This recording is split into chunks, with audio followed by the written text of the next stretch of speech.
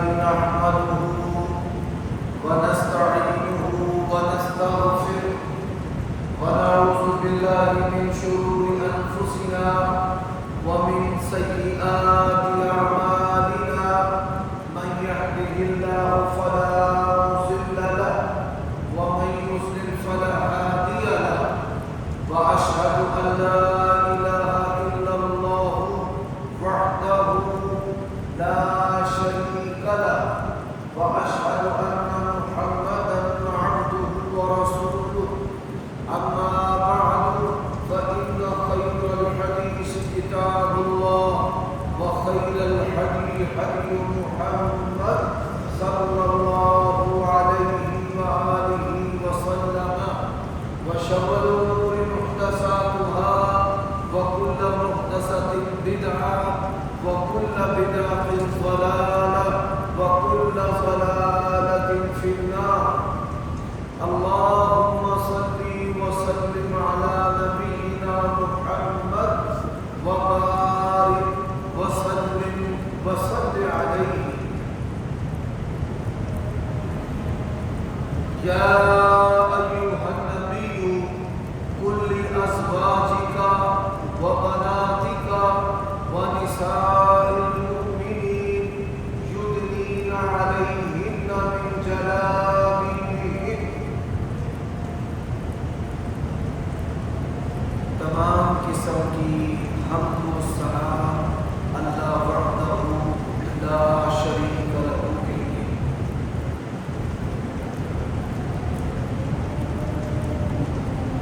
نیکی کرنے میں اور برائی سے بچنے میں ہم اللہ تعالیٰ سے مدد اور توفیق طلب کرتے ہیں اور ہم اللہ تعالیٰ سے پناہ طلب کرتے ہیں اپنے نفسوں کی شرارتوں سے اور گناہوں کے بد اثرات سے. جس کو اللہ ہدایت دے دے اسے کوئی گمراہ کرنے والا دے اور جسے اللہ گمراہ کر دے اسے کوئی ہدایت دینے والا دے. اللہ تعالیٰ کے ہاں سب سے جو برا عمل ہے وہ اللہ کے دین کے اندر اضافہ کرنا ہے اور دین کے اندر جتنے بھی نئے امور ہیں وہ بدعات ہیں اور ہر بدعت کا ٹھکانہ جہنم ہے. اور ہم سب گواہی دیتے ہیں کہ اللہ کے سوا کوئی معبود برحق نہیں اور ہم سب گواہی دیتے ہیں کہ محمد صلی اللہ علیہ وسلم اللہ تعالیٰ کے آخری نبی و رسول. سامعین محترم، گزشتہ خطبات جمعہ میں آپ نے دین اسلام کے اندر نبی علیہ السلام کی جو جماعت ہے جن کو صحابہ کرام اور اہل بیت کہا جاتا ہے ان کی اہمیت قرآن مجید اور نبی علیہ السلام کی احادیث سے اور صحابہ کرام رضوان اللہ علیہ مجمعین کے اقوال سے جستا جستا اور چیدہ چیدہ سماعت فرما چکے ہیں. نبی علیہ السلام نے فرمایا ہے کہ میری امت کا ایک گروہ ہمیشہ حق پر رہے گا. کب تک؟ فرمایا قیامت کی صبح تک. اور وہ حق پر ظاہر ہوں گے، غاروں میں چھپے ہوئے یا پوشیدہ یا لوگوں سے اوجھل نہیں،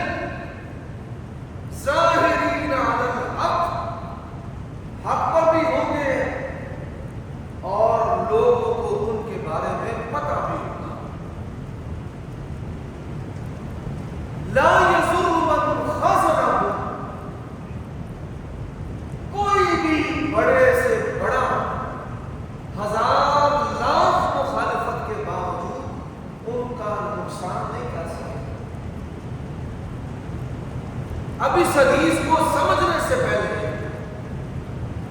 آپ صلی اللہ علیہ وسلم کی بعثت سے پہلے نبیوں کو قتل کر دیا جاتا تھا. نبی سینکڑوں سال محنت کرتے تھے اور ایمان لانے والا 1 2 4 10.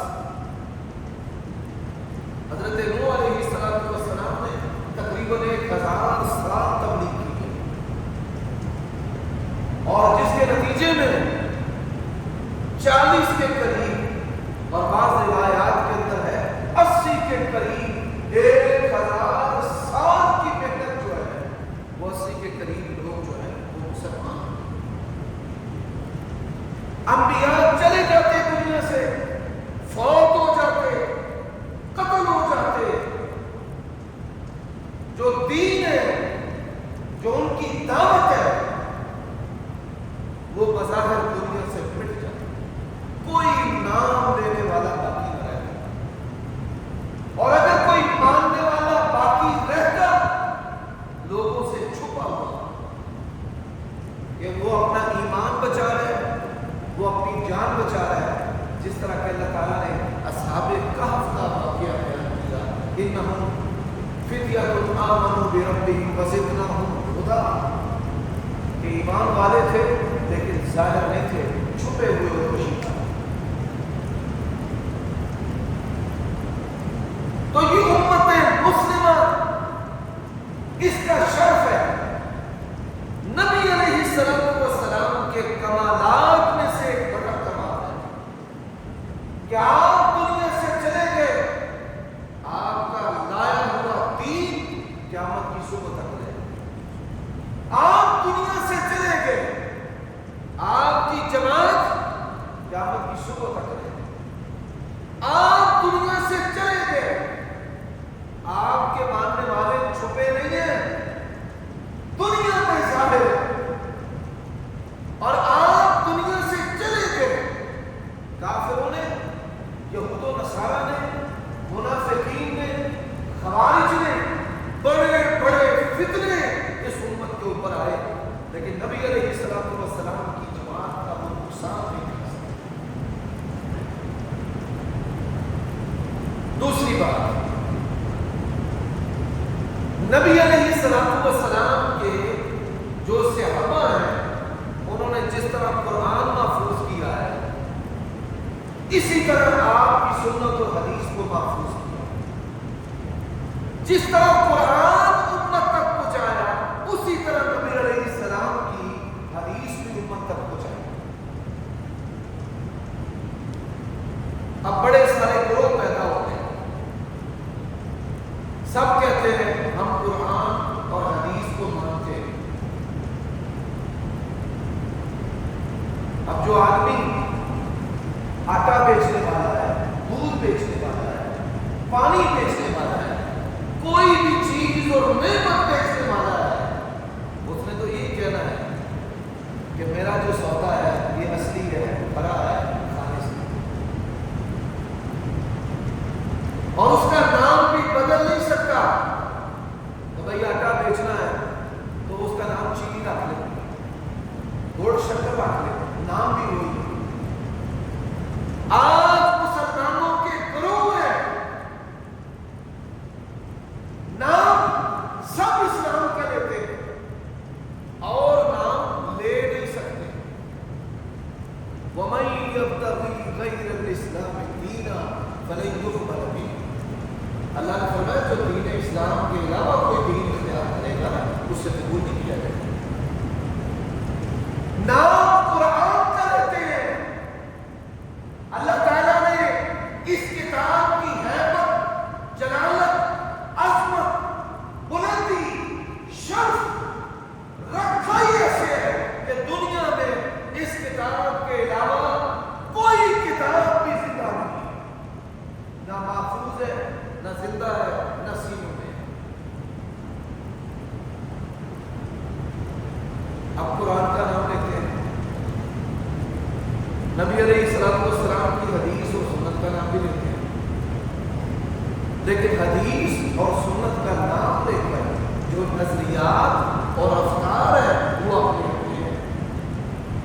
قرآن کہتا ہے کہ رزق اللہ دیتا ہے، مسلمان کا آج نظریہ ہے کہ رزق قبر والا دے رہا ہے۔ قرآن کہتا ہے نبیوں نے اولاد اللہ سے مانگی ہے، آج مسلمان کا یہ نظریہ ہے کہ اولاد نبی اور ولی کی ہے۔ قرآن کہتا ہے کہ تقدیر بنانے والا مٹانے والا مالک اللہ ہے، اور آج کا مسلمان کہتا ہے نگاہ بنی نے وہ تاثیر دیکھی بدلتی ہزاروں کی تقدیر۔ تو محدثین رحمہ اللہ وہ بڑے عظیم لوگ تھے، اس دور کے اندر بھی ایسے فتنے تھے۔ میں نے تو آج کے دور کی مثالیں دی ہیں۔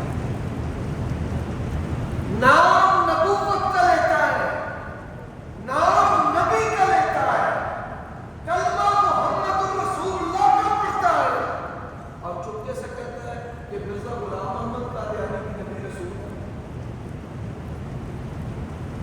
تو اس طرح کے بڑے بڑے فتنے صحابہ کے دور میں تھے۔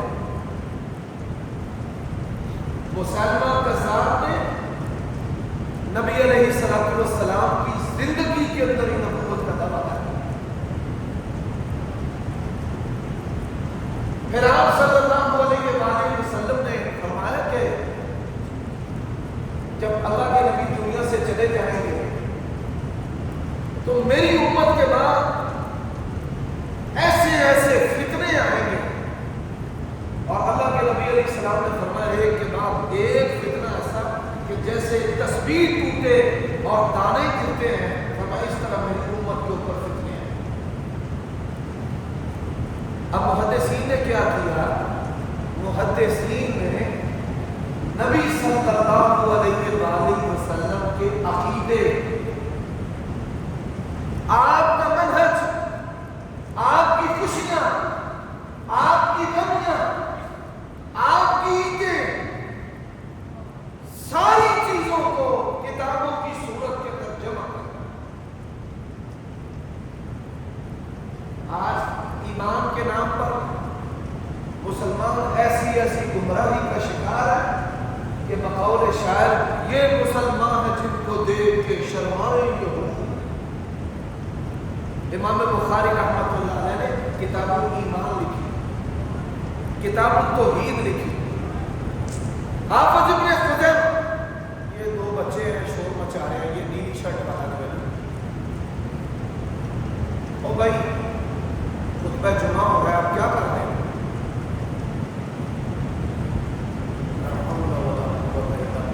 دونوں بارے میں سمجھدار ہیں، اللہ تعالیٰ بھائی آپ کو نصیحت دے، ان کو یہاں سے اٹھائے۔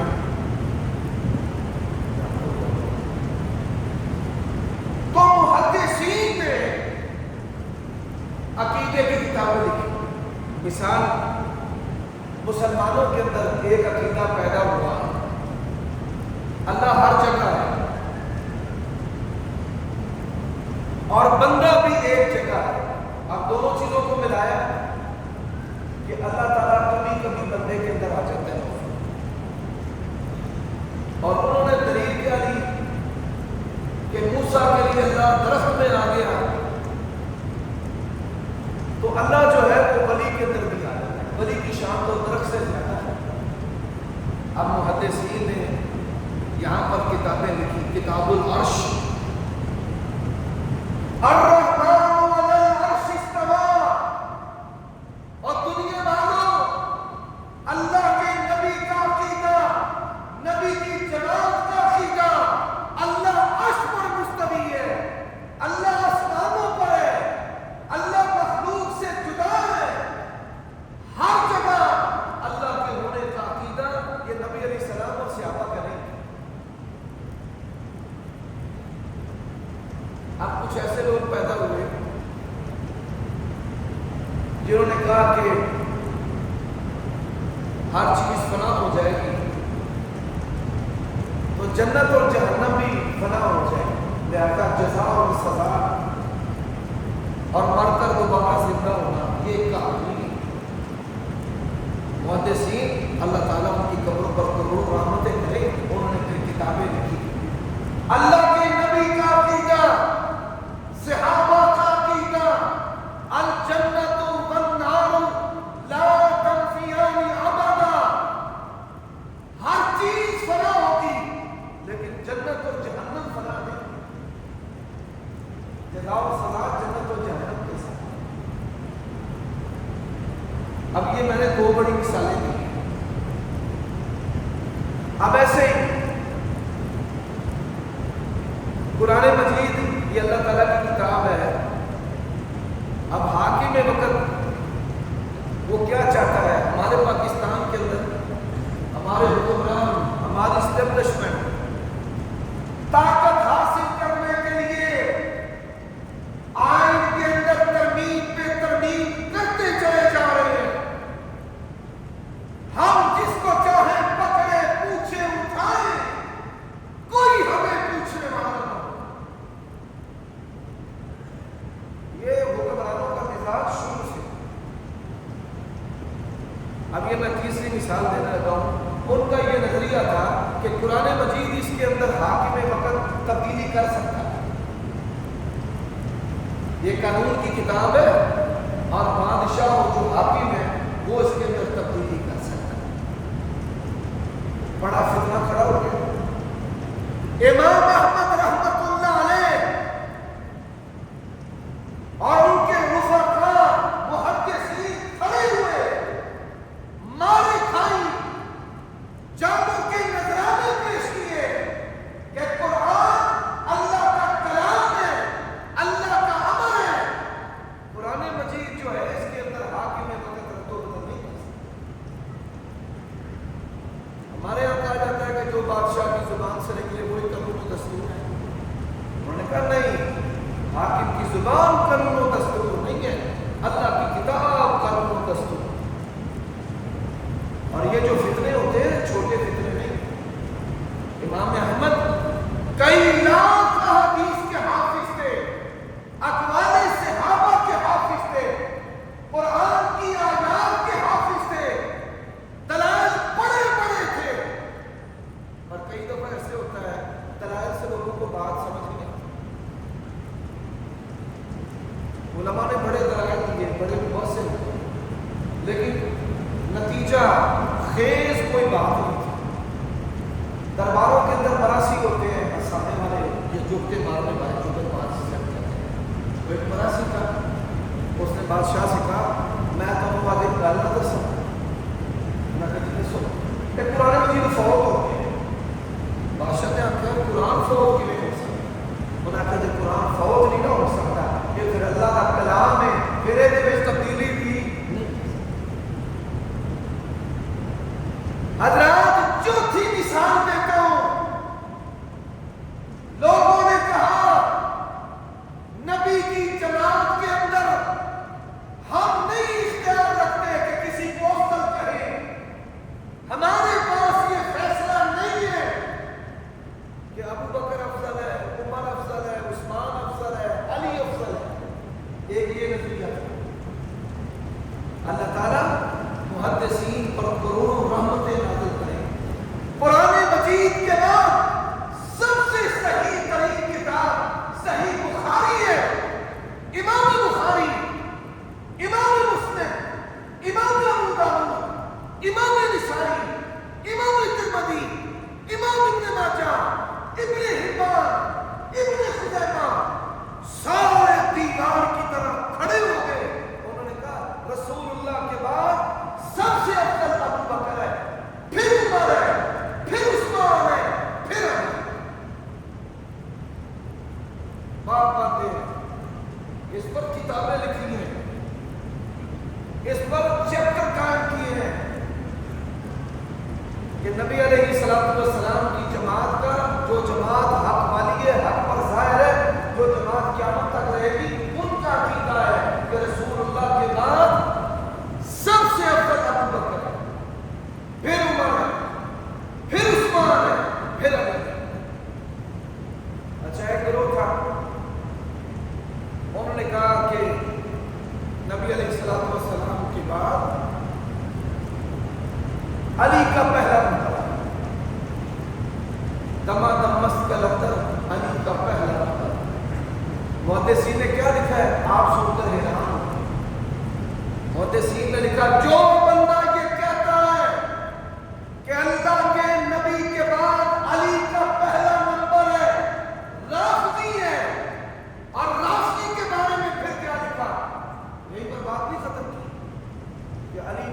دمادم مسجد کے اندر علی کا پہلا نمبر.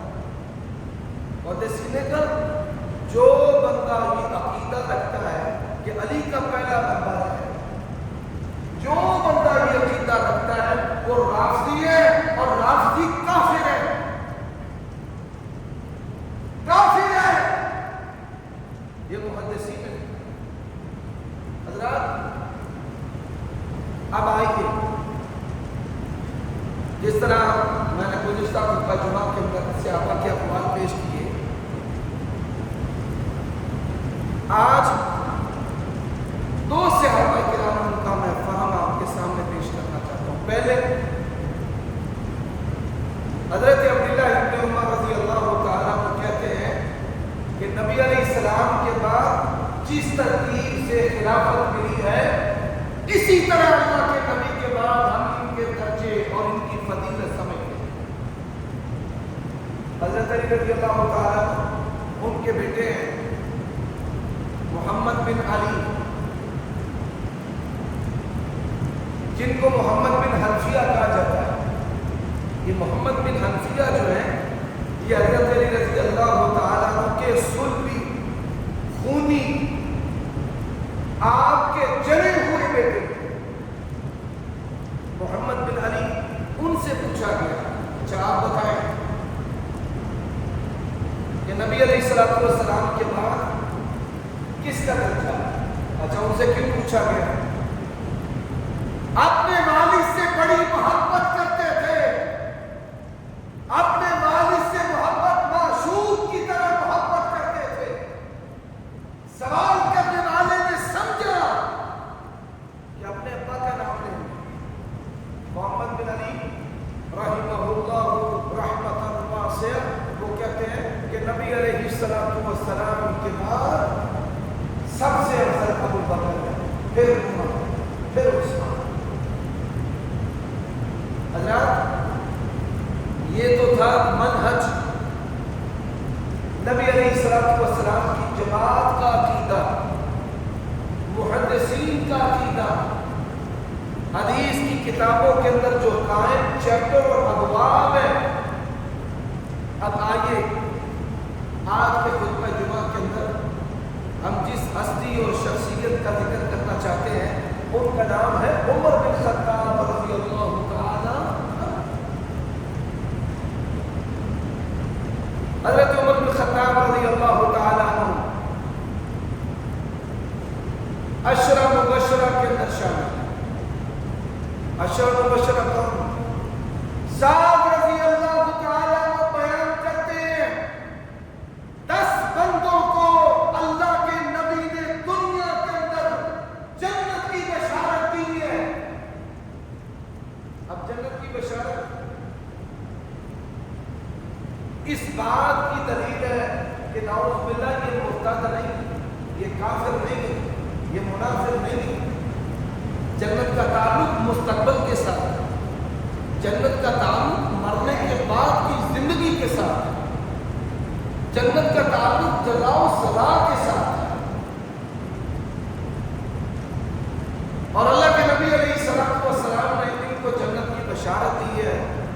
آج ہر اہل سنت، ہر سنی مسلمان، وہ دیوبندی ہو، بریلوی ہو، اہل حدیث ہو، شافعی، مالکی، حنبلی، حنفی ہو، خلافت راشدہ کو ماننے والا ہر اہل سنت، اس کی یہ ذمہ داری ہے کہ اپنے بچوں کو، اپنی نسلوں کو ان 10 صحابہ کرام کے نام یاد کروائے کہ جن کے بارے میں اللہ کے نبی نے صحابہ کرام سینکڑوں کی موجودگی کے اندر بار بار جن کو جنت کی بشارت دی. ابو بکر فی الجنہ، عمر فی الجنہ، عثمان فی الجنہ، علی فی الجنہ. اور آپ یہ سن کر حیران ہوں گے، حضرت عمر رضی اللہ تعالیٰ عنہ کمال آدمی تھے. ان کی حدیث ہے، فرماتے ہیں کہ اللہ کے نبی علیہ السلام جب دنیا سے گئے اور جن بندوں کے بارے میں مجھے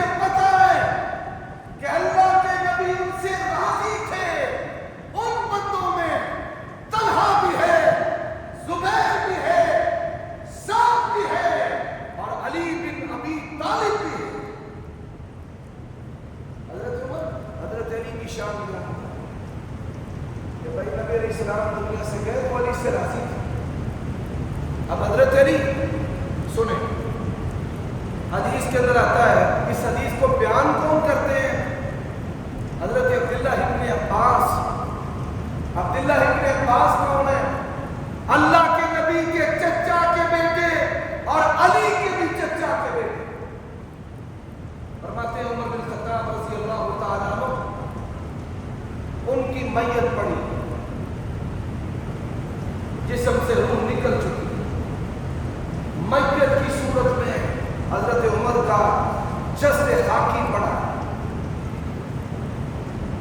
اور ایک بندہ میرے پیچھے کھڑا تھا، اس نے میرا کندھا پکڑا اور کندھا پکڑ کر کہا اللہ کی قسم عمر وہ بندہ ہے کہ میں پسند کرتا ہوں اللہ کی بارگاہ میں عمر کے اعمال کے ساتھ پیش ہوں. میں اللہ کے پاس جاؤں تو عمر جیسے عمل میرے پاس ہو. حضرت عبداللہ ابن عباس فرماتے ہیں میں نے مڑ کے پیچھے دیکھا، فَإِذَا هُوَ عَلِيٌّ بْنُ أَبِي طَالِبٍ. وہ حضرت علی رضی اللہ عنہ علی کہہ رہے ہیں کہ میں اللہ کے ہاں جاؤں تو میرے پاس اعمال عمر جیسے ہو، اور عمر کہہ رہے ہیں کہ اللہ کے نبی دنیا سے گئے تو علی سے راضی.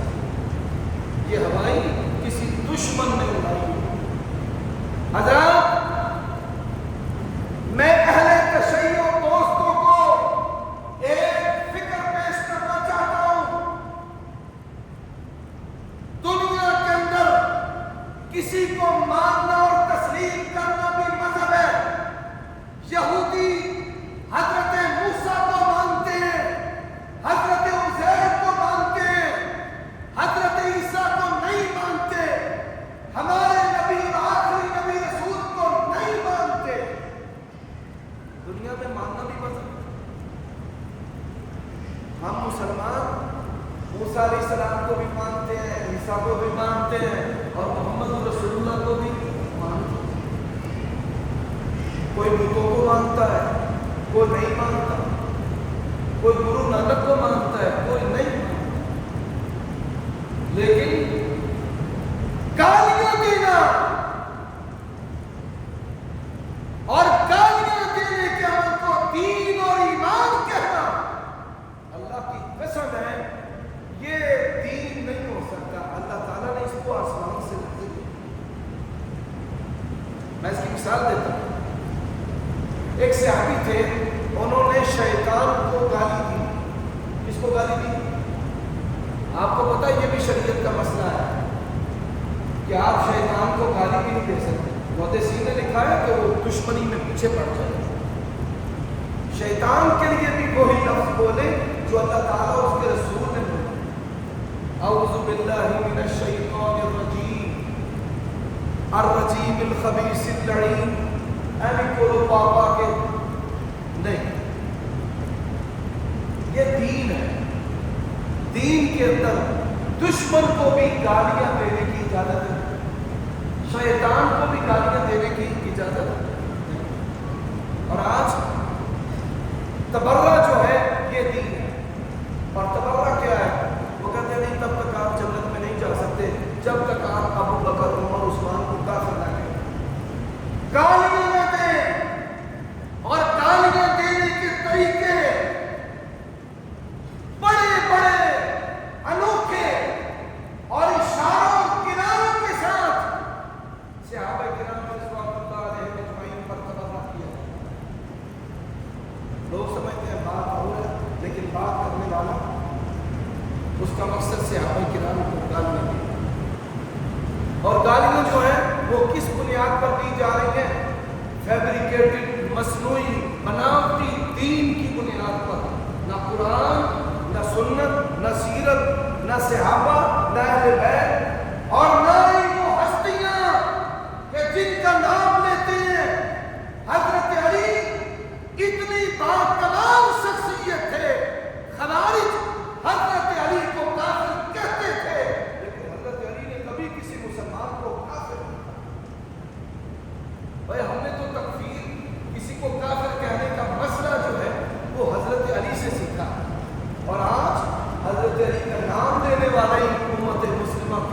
محسنین کو, صحابہ کرام کو کافر کہہ رہے ہیں. میرا سوال ہے, ابو بکر 2 سال خلیفہ رہے ہیں, مولا علی کن کے پیچھے نمازیں پڑھتے رہے ہیں؟ 10 سال عمر بن خطاب خلیفہ رہے ہیں, کن کے پیچھے نمازیں پڑھتے رہے ہیں؟ 12 سال عثمان بن عفان خلیفہ رہے ہیں, کن کے پیچھے نمازیں پڑھتے رہے ہیں؟ اگر آپ حضرت علی کا حقیقی احترام کرتے ہو تو حضرت علی کے جو امام ہیں آپ ان کا بھی احترام کریں, اور ان کے امام کون ہیں؟ ابو بکر ہیں, عمر ہیں, عثمان. حضرات, حضرت عمر بن خطاب رضی اللہ تعالیٰ عنہ کے بارے میں آپ نے سنا ہے کہ صحابہ کرام سمجھتے تھے کہ رسول اللہ صلی اللہ علیہ وسلم کے بعد ابو بکر اور عمر. میں نہیں کہتا, حضرت علی نے خود کہا ہے, فرماتے ہیں میں نے زندگی میں 20 مرتبہ اللہ کے نبی سے سنا, کہنے والے کون ہیں؟ علی بن ابی طالب ہیں, حضرت علی ہیں. فرماتے ہیں میں نے کئی مرتبہ, 20 مرتبہ, سینکڑوں مرتبہ رسول اللہ کی زبان سے سنا ہے, میں اور ابو بکر اور عمر, میں اور ابو بکر عمر آئے, میں اور ابو بکر عمر گئے, میں اور ابو بکر عمر نے یہ کیا, میں اور ابو بکر عمر یہ کریں گے, میں اور ابو بکر عمر ایمان لاتے ہیں. فرماتے ہیں میں نے تو رسول اللہ کی زندگی میں کئی مرتبہ آپ کی زبان اقدس سے سنا. حضرات, آپ جانتے ہیں کہ نبی علیہ السلام کی جو خوابیں ہیں وہ بھی وہی ہیں, اور عمر بن خطاب کی فضیلتوں میں سے ایک فضیلت یہ بھی ہے, اللہ کے نبی کی خوابوں میں جتنے حضرت عمر آئے ہیں کوئی بھی نہیں جانا. 4 خوابیں رسول اللہ نے حضرت عمر کے بارے میں دیکھی. کتنی خوابیں؟ 4. کوئی اور صحابی, ابو بکر ہو, عثمان و علی ہو, عباس ہو, کوئی بھی صحابی ہے, یہ شان حضرت عمر کے نصیبے میں آئی ہے, کسی اور کے نصیبے میں نہیں. پہلی خواب, فرمایا عمر میں نے خواب کے اندر جنت کی سیر کی ہے, اور خواب کے اندر میں نے جنت میں تیرا محل دیکھا. حضرات, اس خواب سے یہ معلوم ہوتا ہے کہ عمر بن خطاب جس طرح جنتی ہے, جنت میں بھی ان کا بڑا اعلیٰ مقام ہے, اتنا اعلیٰ مقام ہے کہ اللہ نے وہ مقام کسی اور صحابی کا نبی کو نہیں دکھایا. عمر بن خطاب کا اتنا اعلیٰ قابل رشک مقام ہے کہ اللہ نے اپنے نبی کو دکھایا. اور میں نے تیرا محل دیکھا ہے, وہ بڑا ہی سونا. سنتے رہے ذرا, اگلا حصہ بھی سنیں. فرمایا اتنا پیارا, یہ عابد اور زاہد دنیا سے بے نیاز نبی ہے, اور میرا دل چاہا, اتنا پیارا تیرا گھر تھا, میرا دل چاہا کہ میں تیرے گھر میں داخل ہو کر دیکھوں. رسول اللہ کے دل میں خواہش ہوئی کہ یا اللہ اتنا بڑا محل آپ نے عمر کو دیا ہے, اللہ تم نے دیا ہے, میرا دل کی کب ہے نا جہاں دیکھا. پھر نبی علیہ السلام فرماتے ہیں عمر مجھے نہ تیری غیرت یاد آ. بھائی کس کی ضرورت ہے عمر کے گھر میں داخل ہو؟ حضرت عمر سنیں روئے, کہے یا رسول اللہ ہر چیز آپ کی ہے, عمر کی جان بھی, گھرانہ بھی, میں بتا اپنے گھر کھاؤں. یا رسول اللہ تو آئے کہ چکر لانا تے صحیح, آپ میرے گھر میں جاتے ہو صحیح. دوسری حدیث, نبی علیہ السلام فرماتے ہیں, اور یہ میں پہلے بھی سنا چکا ہوں, آپ فرماتے ہیں کہ میں نے خواب کے اندر دودھ پیا, اللہ تعالیٰ نے خواب کے اندر ہی مجھے دودھ پیش کیا. اب اس حدیث کا فائدہ سن لو. बेरादरी का, माँ बाप की नाफरमानी का, नमाजों से दूर, मस्जिद से दूर, दीन से दूर, दूध नहीं पीते। ये बुढ़िया में तलाका दे वाले, हर टाइम गुस्सा गुस्सा करना है। दूध को अपनी जिंदगी की ग़िज़ा बनाओ, इसके अंदर फायदा है। आप इलाज पर गए ना, जन्नत की शराब पेश की गई, आपको शहद का प्याला पेश किया गया और दूध का प्याला पेश किया गया।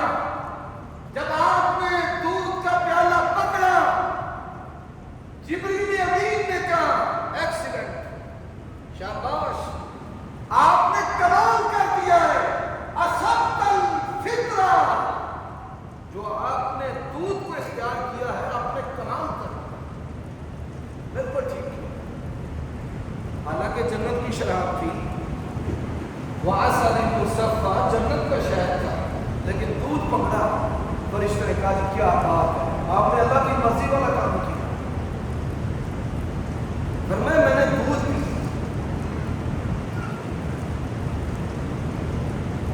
मुझे कहा गया दूध पिए, मैंने पिया और पिए और पिया, पर मैं दूध बच गया। मैंने उमर बिन खत्ताब को पिलाया, फमा क़ल्तहू या रसूल अल्लाह, ऐ अल्लाह के रसूल, इसकी ताबीर क्या है? फरमाया इसकी ताबीर दीन का इल्म है। मुहद्दिसीन ने लिखा है, रसूलुल्लाह के बाद तमाम सहाबा किराम से बड़े आलिम उमर बिन खत्ताब है, और ये हदीस है इसकी कि नबूवत और रिसालत का इल्म अल्लाह के नबी के बाद किसके पास है? उमर बिन खत्ताब के पास। हज़रात, नबी अलैहिस्सलातु वस्सलाम ने तीसरी ख्वाब देखी, ये तीसरी ख्वाब है। फरमाया मैंने ख्वाब देखी, मैं ख्वाब में क्या देखता हूँ कि मेरे किसी सहाबी की जो कमीज है वो इतनी है, जो उसके बॉडी पर निप्पल है, ये छाती है, इतनी। बास मैंने देखे हैं उनकी कमीज इतनी, कूले के बराबर। बास मैंने देखे उनकी कमीज घुटनों के बराबर, और बास मैंने देखे उनकी कमीज जो है कदमों के बराबर, टखनों के बराबर। और मैंने उमर को देखा, इसकी बड़ी लंबी कमीज थी, और जमीन के उत्ते तो हुंदा उमर जा रहा है, इतनी लंबी कमीज, चलते जा रहे हैं ते कमीज जमीन के उत्ते रोकन रही। क्या ताबीर है इसकी? ताबीर ईमान है कि अल्लाह ताला उमर बिन खत्ताब को ऐसा दीन और ईमान अता करेगा कि रहती दुनिया तक अपने और बेगाने उसकी रोशनी के अंदर जिंदगी बसर। आप ये सुनकर हैरान होंगे, नबी अलैहिस्सलातु वस्सलाम की सीरत के बाद दुनिया में सबसे ज्यादा जिसकी सीरत पर किताबें लिखी गई हैं, काफिरों ने जिसको एप्रिशिएट किया है, वो उमर बिन खत्ताब रज़ियल्लाहु अन्हु। आज यूरोप के पास जो उमर ला है, हज़रत उमर रज़ियल्लाहु अन्हु ने दीन इस्लाम को रियासती दस्तूर और कॉन्स्टिट्यूशन के तौर पे पेश किया, और ऐसे ऐसे काम किए हैं कि रहती दुनिया तक लोग उनके पीछे पीछे चले। चौथी ख्वाब, नबी अलैहिस्सलातु वस्सलाम फरमाते हैं, मैंने देखा एक कुआं है पानी का, अबू बकर आए, डोल खींचा, और डोल वजनी था।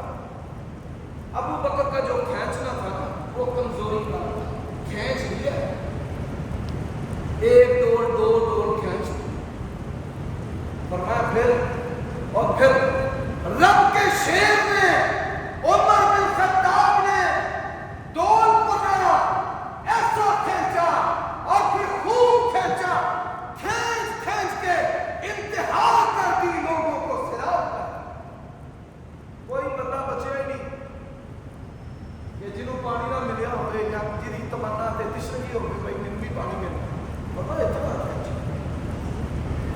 کیا کھینچ ہے؟